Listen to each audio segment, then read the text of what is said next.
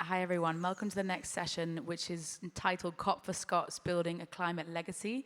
And to moderate this session, I'd like to introduce Ravi Gurumunthy, CEO of Nesta, and his speakers.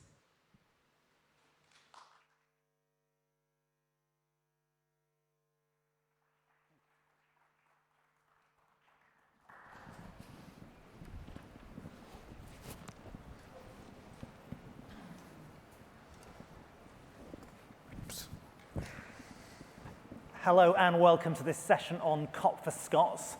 I'm delighted to have such an amazing panel with us. My name is Ravi Gurumunthy and I'm the Chief Executive of Nesta, the UK's innovation agency for social good. And one of the three big missions of Nesta is trying to build a sustainable future. And one part of that sustainable future is getting all parts of society mobilised around net zero. And today we've got people who really represent very different communities and parts of the climate change challenge. And we'll be hearing about their hopes and fears for a climate change, a legacy from COP26. Let's kick off with some quick round of introductions. If you could all just say 30 seconds of where you're from and who you are, and then we'll get straight into the conversation. Great, thank you very much. James Napier, I'm the founder of Carbon Expert, which is a carbon accounting software, but also co-founder of the Scottish Net Zero Community, which is a not-for-profit initiative that's designed to mobilise and support all of the SMEs across Scotland to act and reach net zero. Hello, I'm Jess Pepper from the Climate Cafe initiative, which is all about creating spaces for people to get together and talk and act on climate change. And that can be in communities or workplaces or campuses. It originated in Scotland and is now happening all over the world.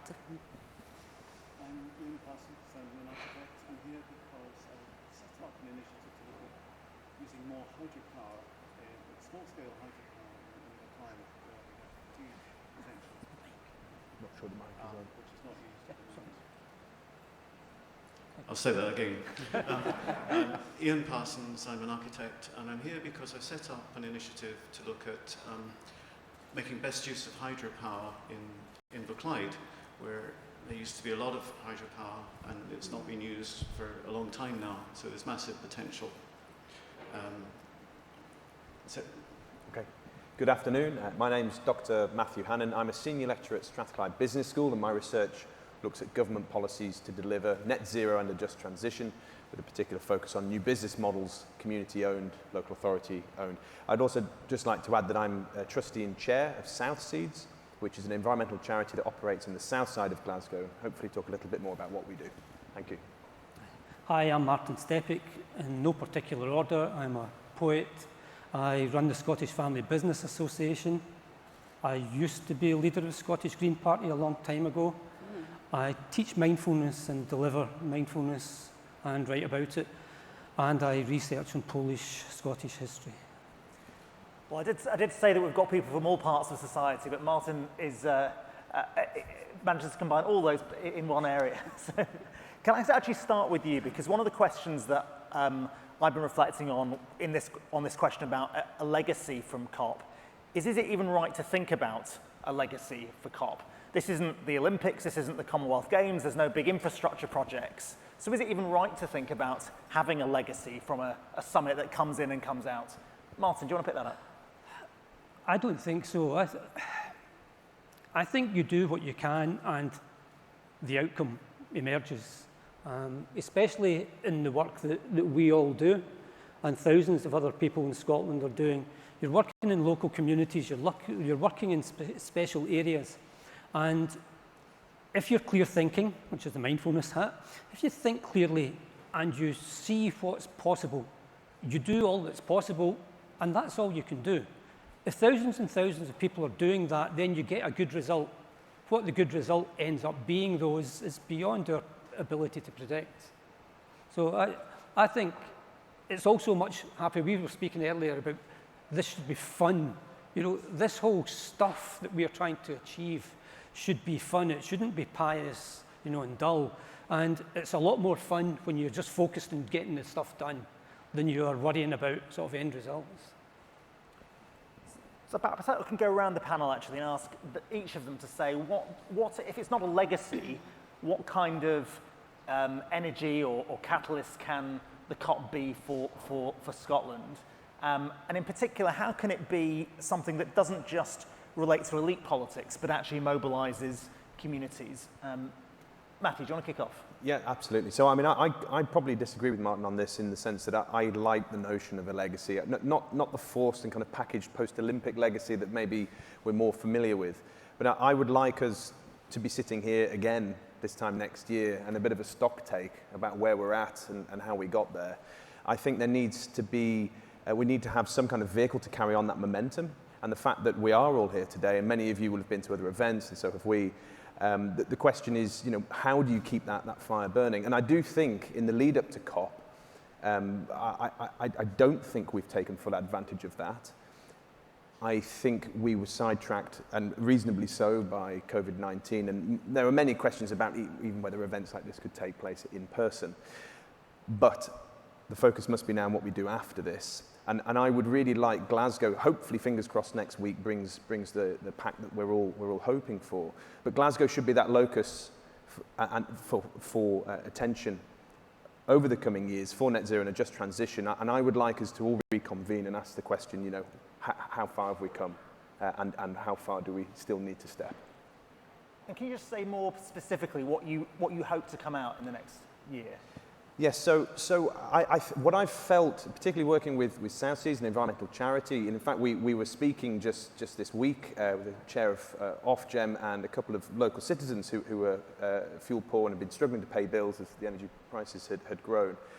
And it was quite clear that COP was just something in their minds that had kind of arrived, a little bit like the hydro that some of you will be familiar with, where in the blue zone looks like a UFO has kind of simply just landed, and it is here. It's something that has arrived, and they had no real kind of connection to it. So how do we connect local citizens to see something not just around COP, but climate change that is something that they own, that is something that they co-create and formulate an approach to tackle together? And clearly, COP26 for me has illustrated that it is a two-tier discussion at the moment. There is what is happening within the blue zone, and there is what is happening outside of the blue zone. And we can't afford to do that if net zero and a just transition, if we're very serious about those goals. We must be sitting down with our local communities and asking the question, what does 2030, 2040, and 2050 look like to you, and why?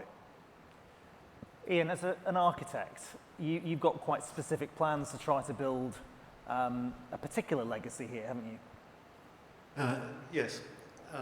There are loads of general architectural changes that have to happen and are happening, but I just wanted to focus on this hydro scheme because it will only happen if there's the right level of government support, financial, either capital or running costs. We need to involve the local community and businesses to make it happen, and it's quite a difficult scheme to think about because it's involved with, for example, flood prevention. So it isn't just a technical process, it involves planning, house design, road design, drainage design, lots of departments. So funding, legacy, and building a community group to make it happen. And also getting people excited about the landscape potential, which means we could connect the town with the mountain behind it in a way that you can't actually connect with at the present time. So pretty specific legacies there. And is that a legacy that you want to be sort of built and co-created with the public, or is it, again, something that could feel quite top-down? It could, well, it would depend in part on land ownership, and there's one particular scheme which I'm really in favour of, where a landowner will build the scheme himself and it will operate in conjunction with a new distillery. So that technically makes an awful lot of sense, and it's a great idea. In other places it may have to be organised differently. Maybe you need an industrial user or a big retail unit to be a major user. But I think the idea of the technology being integrated with a community action and improving the landscape is quite exciting. Okay. James, I mean, you work with a lot of sort of SMEs, small, medium enterprises. How is this agenda touching them? To what extent are they mobilised already, have been in recent years, given the progress that Scotland's made, or is there a long way to go? There's a massive journey to go on. I think that the vast majority of SMEs aren't engaged yet, and part of that is finding out the relevance, finding out and managing the risk, the inertia to overcome to start the journey. And really, we talk a lot about in the community about mindset is, do I accept being part of the solution? And once people accept that, it's how do I get involved? What do I do? And we had a session as part of the Scottish Government's programme at the Lighthouse last Tuesday, where we had a whole load of SMEs that are already on their journey. They were talking about the challenges that they had, the problems that they'd faced. It isn't without its challenge, but every single one of them said their business is better for it. So the legacy, hopefully, from COP is to keep the conversation going, to transfer that conversation into mindset, and then to really tell lots of stories that says, yes, there is change. It is different. It isn't all bad different, but it is different. There will be problems, but actually, once we're on the journey and through the other side, there is an equally as good, if not better, way of living and doing business than there is today. Jess, you've worked both with policymakers and legislatures, but also with the public. What's your hope around the legacy here? I suppose my hope is that we have a greater understanding and collective ownership of our role in achieving climate justice and accelerating the action that we can be taking, and almost working towards a vision in Scotland collectively where we are clear about our roles and responsibilities, whether that's throughout society or within business or across our different roles within society, that there's a clarity to that and a momentum and an understanding that can really fuel change, but also inspire and connect with others. I really hope that one of the outcomes is that we continue to amplify and hear the voices that most need to be heard. We're well aware that this is the fourth COP to be held in the global north, and one thing which has been clear across civic society in the run-up to COP is that actually it is really important to hear those voices who are being affected most and impacted upon most, especially in the global south, throughout the conversations, and if they can't be in Glasgow, trying to create spaces where they can be heard, to be heard directly. And I hope that that will continue. In the run-up to COP26, the initiative that I'm involved in, Climate Cafe, we have been working with Climate Reality, which is an international network, to create spaces to hear other voices and create more spaces within local communities, but connect them with others so that those conversations can start, but that dialogue can continue as well. So those spaces are continuing in Glasgow just now in person, but also through virtual climate cafes, which are being held live to include people and hear other voices.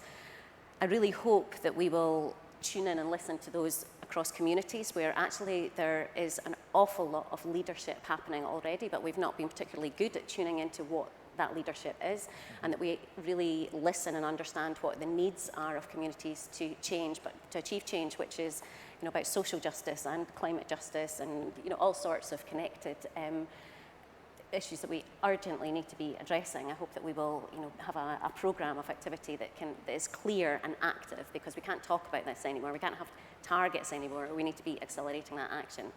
There's a huge collaborative effort which has been going on across Scotland for the last year or so, called the Climate Emergency Summits. And from across society in different sectors, what we're hearing is that people want to understand what the framework is, what our roles are, in a similar way that we had in Scotland for COVID. People understood what their roles and responsibilities were wherever they fitted, and therefore we could all contribute to that collective good. And, you know, the vision is a good one, and in that we're, you know, it's a better outcome for everybody, and that needs to be a truly just transition that includes everybody in the co-design of what that looks like as well, in order to be sustainable. One way in which you can actually engage the public and make this feel like a big legacy is actually through deliberative mechanisms like climate assemblies, which Scotland has had experience of, and climate cafes, which you've promoted. I think my question actually relates to something you touched on, which is how to make this fun. Because one of the risks, I think, with such deliberative mechanisms is it can be something that only a small minority of people engage with. How do we make this exercise something that's actually going to engage people, going to be fun, going to be positive, as opposed to something that's only worthy and a little bit dull? Can you say how have you done it so far, and what can you do more of? Yeah, well, I can give 2 examples. And with climate cafes, every climate cafe, basically climate cafe started by having a cup of tea and providing biscuits and creating a space where people could feel safe and included and welcomed. You absolutely do not need to be a climate expert. It's creating a space in a community where you could feel comfortable about coming and talking about what matters to you, what ideas you've got, whether it's a new business, and sharing ideas. And one of the things which we do to celebrate to create conversations, to celebrate what people are doing in that community already, which is often remarkable, but goes unheard. And I know this will be the same across many businesses where people are doing incredible things, but actually when it's heard in your own community and you feel, wow, okay, that's happening on my doorstep, other people are inspired and think, wow, I could do the same. And it may not even be hearing about it might be seeing it or knowing that something exists or being able to support an initiative, which might be a community growing project or whatever. And we're learning in Scotland how to really include children's voices as well. And actually, Scotland has shown quite a bit of leadership. How are you doing that? Well, this goes back to, probably 30 years through an initiative called the Children's Parliament. But in concrete examples, in 2008, when we put together the Scottish Parliament approved the world-leading, at the time, climate legislation, children were involved in the legislative process there. And there were an awful lot of people thought, why are we involving children in a legislative process, really? But when it was done in an appropriate way that created space for the children to be informed and involved and inspire the conversation and meet with the minister leading that legislation through Parliament, their voices were heard at the heart of that, and that led to strong legislation. More recently, with the Climate Assembly, Scotland's done that a wee bit differently, and we've included children, and members of the Children's Parliament, as investigators across Scotland, have been involved in finding out what other children think, and that has really shifted the discussion and their perspectives and their creativity and their insight. When people really listen, is shifting the whole conversation and changing it in a way which is just hugely positive. But I know you'll hear more about children's voices later, so I'll not get into that anymore. But it's exciting and engaging. Yeah. Who else wants to come in on this question about how to make deliberation fun and engaging? Matthew? Yeah. So I would agree with everything that Jess has said. I think there's a lot of different methods to take in terms of building that process. For me, how you do that process is one question. The second is what that process is for. And I think this is where the power of community projects, not just community energy projects, not just community environmental projects, but community-led and owned projects, provides a platform for focus for that deliberative change. So in the case of South Seeds, for instance, we're looking to redevelop some derelict and abandoned changing rooms, which are right next to, or very close to Hampden Park, the home of Scottish football. And the community is not only being involved through consultation, we're also actually hoping to literally involve them in terms of demolishing what's there and rebuilding what will be there. And with that focus, that laser focus of what are we going to do in this space, is really kind of galvanizing energy. I would also add that it's about framing this community action in a way that it's not just maybe for environmental benefit, that if we can emphasize the other benefits of this community action, you can start to bring in people who are maybe a little bit unsure. And so if you say, well, let me outline some of the value here, a stronger community, a cleaner and more vibrant community space, physical space. And if you start outlining other benefits, other co-benefits, you can start to bring in a wider pool of people who can then be part of that deliberative process to then deliver change. So I think community action is being underplayed actually at a national level as a powerful tool for that. Mm-hmm. I think, one of my favourite quotes is from Noel Coward, who was a playwright, actor, singer, director of plays, and he said, work is more fun than fun. And I think that's the aim. Lucky if you can get that work. But I think when you're working about helping communities regenerate themselves, you're trying to reimagine what you can be in a post-climate change world, in a world where it's balanced. That's a joy. Even to be involved in that is a joy. And I think as long as the leadership and the community participation is strong enough and deep enough, the fun will take care of itself. just before obviously we had to come here beforehand and organise, James and I met and chatted, and we were laughing probably every sort of 2 minutes, just talking about our work. And then we met in the green room, and it was the same thing. We were talking, and the life was sparking. We're all strangers to one another. I think the fun part, as long as you make sure that you've got someone who enjoys life at the, in leadership positions, the fun will take care of itself. It's great fun to do this work. Yeah, I agree with Martin. I think positive recognition in itself is fun. We all like being recognised. We all like being patted on the back. One of the things that's really interesting in the net zero community is framing what people are already doing. So as random as it seems, there's lots of companies out there that are doing lots of work that gets them to net zero. So cost saving, eliminating waste all makes business sense, but they're framing it wrongly. They're framing it in terms of cost saving, waste elimination. I think unless you're an accountant, cost saving is a bit boring, so it's not something that grabs people's attention. But if you transfer cost saving into reduced carbon emissions, that has a different engagement with the stakeholders in the business. Instead of being an internal activity, it's something you can be positively recognised for externally. And I was talking to one of our members last week. He said, we didn't realise we were a circular economy company until somebody externally told us that we were.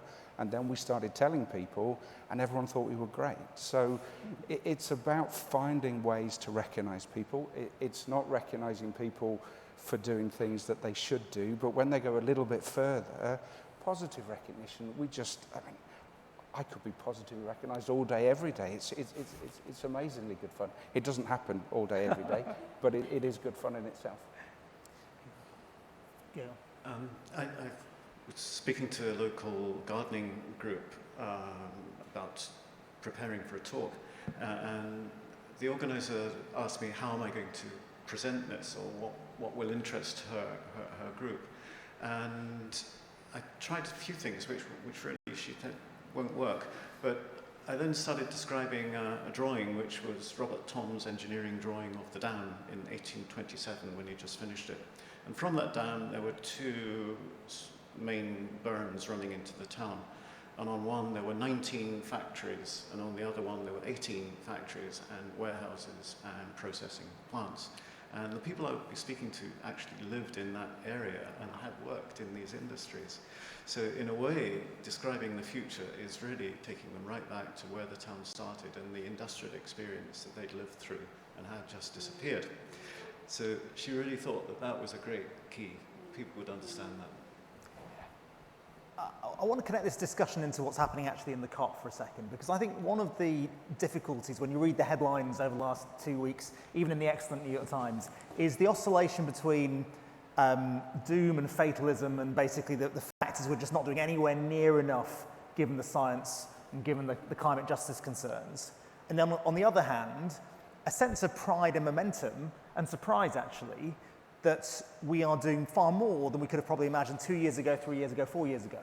And there's lots and lots of progress, be it technologically or in business investment or in certain countries' commitments like India's. So the truth is both of those things are happening. There is more progress than ever before, but it's nowhere near enough. That, I think, poses a really difficult thing to hold in people's heads when you are being an activist. And it can either lead to sort of fatalism and let's give up, or arguably complacency. So how do we frame this issue right so that public participation has some stamina and people don't get sort of get too sort of put off by that sense of fatalism? If I can say, I think the most important part of any journey is the first step. If you're not on the journey, you're not part of it. So there's a lot more we need to do. I think as human beings, we don't vote to accept failure up front. So you've got to get people moving, you've got to get them doing things. And in my experience, you can accelerate people and people will accept more as they understand and do more. If you obligate people to do too much as a first step, there's a lot of inertia that stops people doing that. So for me, it's about mobilizing, it's about everybody being on a journey. We talk a lot about collective commitment and personal journeys. So yes, it's we always look at COVID and the message message to COVID was stay at home, save lives, which we could all do. We could all sit at home on our settee. This is save the planet. Well, that's a slightly different obligation you're asking me to do. So find where people can start, get them on the journey, and I've been amazed continually by how much momentum people generate themselves once they're started. But if they're not started, they're just static. There's no momentum. Yeah, Matthew. Yeah, I think it's a really interesting question.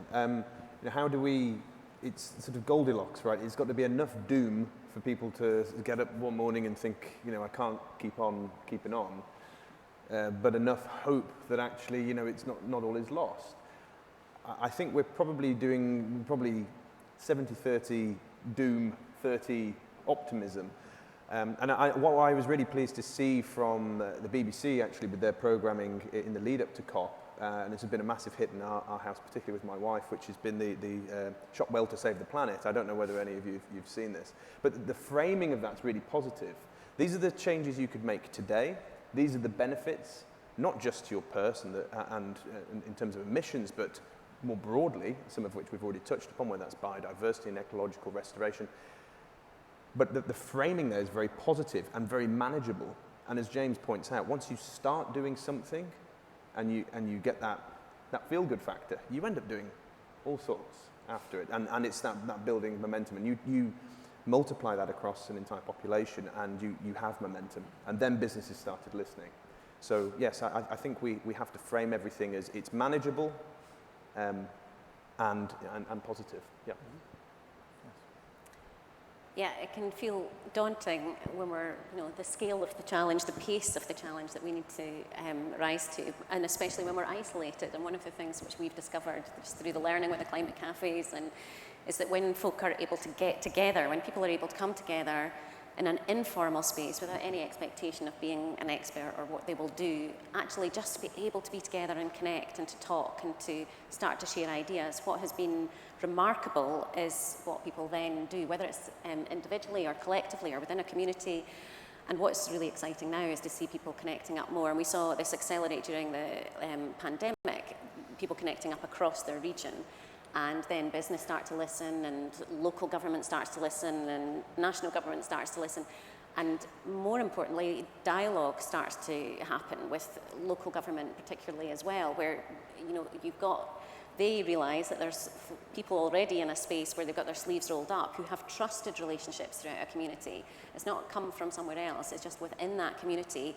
They know what they need, they know what the hurdles are, what the challenges are, what other things need to be tackled. And that can really inform that dialogue. And as that happens, when we created that space for that first climate cafe, we thought we'd trial it for 6 months before the Paris negotiations in 2015. And we didn't know whether people would just sit around, feeling scared and miserable together. And actually, completely the opposite happened. People came together, it inspired them, and we continued as new cafes popped up, as people liked the model and took it to their own community. People would get in touch with us and say, I feel so inspired, I feel so relieved, I feel so much better, I feel like and then it's such interesting things started to blossom and come out of these communities, but the scale of them, just remarkable, and the people coming together and those trusted relationships building. And now to see these connecting up across the world is just fascinating. And the learning, and what's really interesting coming through in these global climate cafes are the themes which people are experiencing are so similar, across continents, which is really exciting as well. But that's empowering and it gives people hope. And I think it comes back to that collective vision that the people have, because in a way the leaders can't lead that far because they need the people behind them to give them the political space to lead. So when we create the political space with the people, then the leaders can go for it. They're going to ride the wave. They're not going to be ahead of it. They're going to want to ride it. So we need to create the wave to enable them to do what they need to do. I want to come to the audience and online in a second, but Martin, you want to come in on this one? Yeah, I think this is a mental health issue. I mean, fundamentally is, if you believe that the world is going to hell in a basket, then everybody plummets, and therefore the work and the motivation just drains. If you believe this is possible, then you can make it possible. Just exactly the way that Jess just described there. but you have to be in control of your own mental well-being, and I can't fundamentally express that more deeply than this. Without going on a diatribe about the news, media want viewers and readers, and so they give you the most sensational or most attractive or compelling stories. But that isn't the same as reality. So a news story or a news broadcast, say BBC's 30 minutes long, 6 to 10 stories. There are 1,000 stories going on at any given time, even just here in Scotland. Most of them are good stories. So we need to watch what we consume with the news on social media, and we need to focus on what is possible. We need to focus on what is constructive that we can do. You get that, and then you start to have a positive energy, and that's exactly just what Jess was describing. You start to notice other people doing it, and it's boom, boom, boom, boom, boom, boom, boom, and then all of a sudden it becomes something big. But it starts with your own mind. You let your mind get slipping into the negativity because of what you're viewing and what you're reading, and you're not contributing anymore. You get your mind into a positive frame of mind, an active frame of mind, and you just don't know. The future is there to be grabbed and there to be created. Thank you. Let's go to the audience now. I don't know whether anyone else wants to come in with questions or points for the panel. Yes, we've got one at the front there.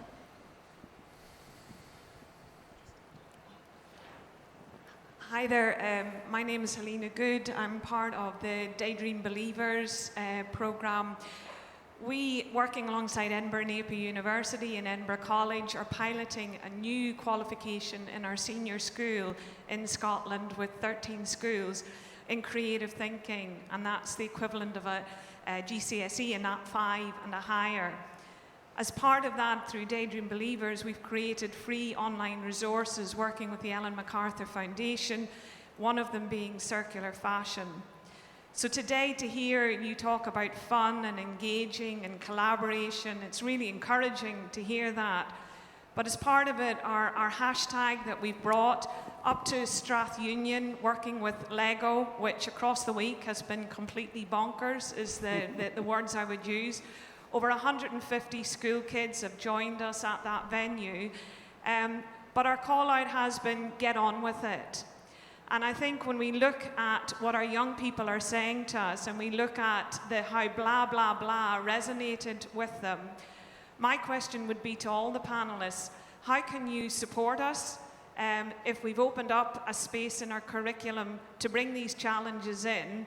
How can get on with it, which I do think has a particularly Scottish flavour to it and the way that we say it, how can that become really part of our legacy? Who wants to get on with it? So yeah, I think it's great. The community, we're here to give people a voice, and I think there's also a fantastic initiative in Scotland called Fuel Change, which I'm one of the mentors on. We've spoken to a lot of high school and degree level apprentices, and hearing the voices of young people is important. I think a lot of young people are realizing it's more difficult to be heard, even if you have a valid point, than just, I'm ready to talk, people will listen. But absolutely, we're here to give all parts of the community a voice, and we are promoting and giving the opportunity for people to come and tell everybody else in the community what they're doing, and educating the young, giving young the ability to say, here's something that's different. I'm not encumbered with all of my legacy stuff that I've got to perceptually give up. It's a great way to think about new ideas. So yeah, it'd be great to have a conversation. Jess? Yeah, I think it's, upon us all to think about where we start these conversations, so we can start talking about what if, rather than, not, sitting back and getting creative. I think the emphasis on being creative in these conversations to keep it fun, but to also allow us to explore things in different ways. Obviously, the usual ways haven't got us to where we need to be, so we need to be creative about how we think about things. I'd also say, that with that responsibility comes that just us always thinking about how do we create space for our children and our young people to have their voices heard as well, and really listen, really tune in and hear what they're saying. The Scottish Parliamentary Committee, the previous committee that looked at climate change in the previous session, brought in children who had been climate striking from across Scotland, and Duplo was the model, one model, a child that used to explain what was going on with our emissions in Scotland, and it engages people in a different way.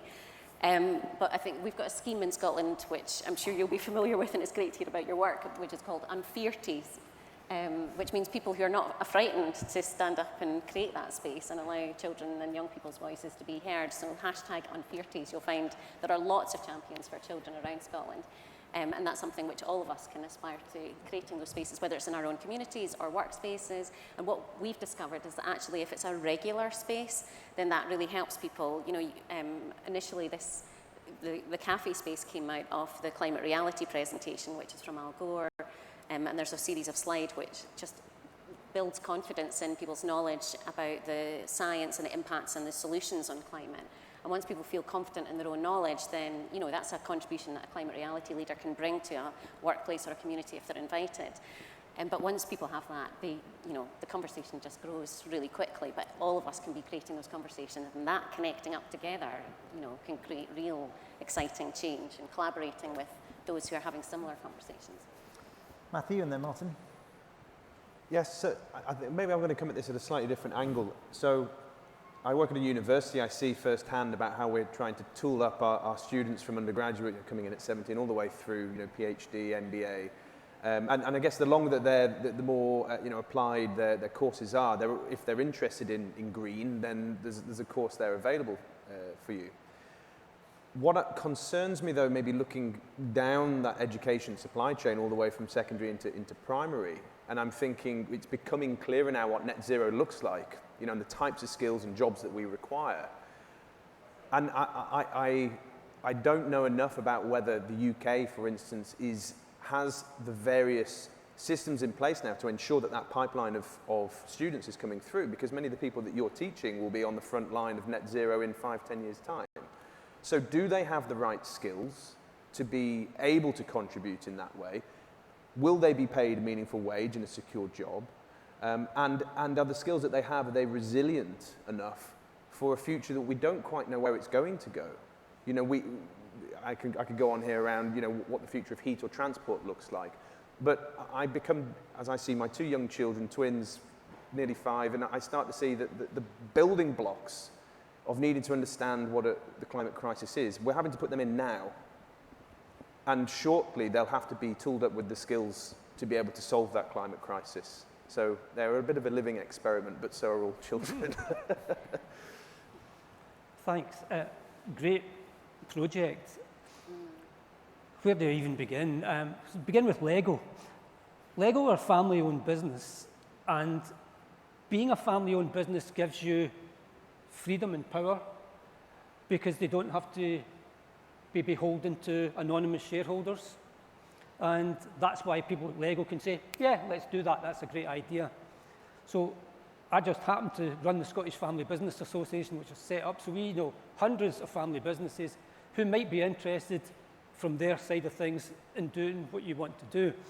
I'm happy to sort of take that up with you. But it's just fascinating about corporate power. A PLC is beholden to all these people that they don't know, and they've got to give them return. A family business like our family business we had could say, not interested in maximising profit. I'm interested in getting enough to make us secure. But over and above that, what are we interested in? So we funded Glasgow University's Polish studies because we came from a Polish background. We went to Strathclyde University, did an annual lecture during Poland's martial law period to try and keep people aware of what was going on in that country. So you've got this wonderful freedom if you're a family business. And so it's a matter of sort of just matching up. At a personal level, if you want me to come and do a mindfulness session for you with the children, absolutely happy to do it. Done it from nurseries, primary schools, prisons, you name it, I've gone there. And finally, if you want to do that and link it in with creativity, then you can do it poetry, art, creativity, and mindfulness. So happy to help. Thank you very much.